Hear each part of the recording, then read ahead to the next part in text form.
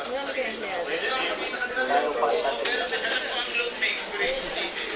Alam na. Lalo pa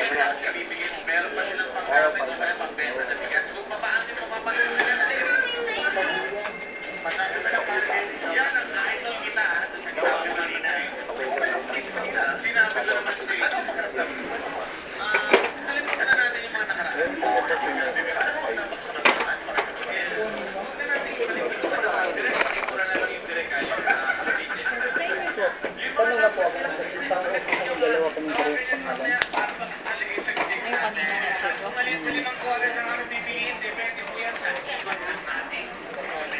Pares kayo sa birthday? Pangalan kasi yung kulit na ano ko nito, kanina, ibang mabigat. Ano yan?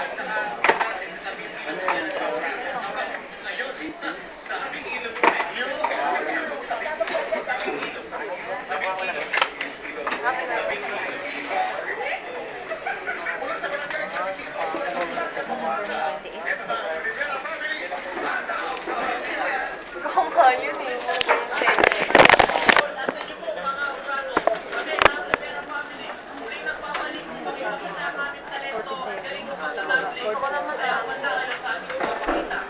Kung mayroon ako po ito sa mga idea.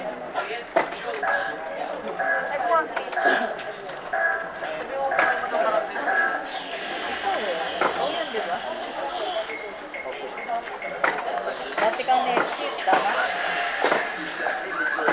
Ayun mo, dati na sa baba po ito, 48.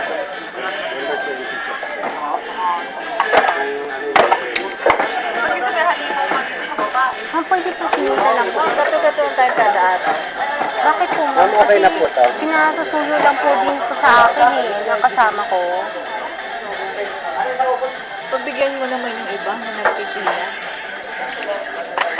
Kasi nakapilad na rin ako, 24. Ikaw rin din yun, ma'am eh.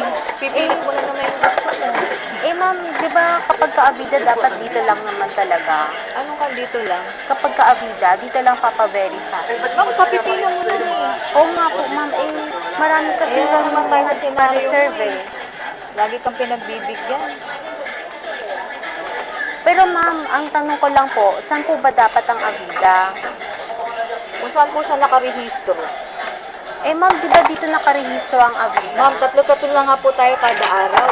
Ay, naku, Diyos ko, Lord. Give me patience.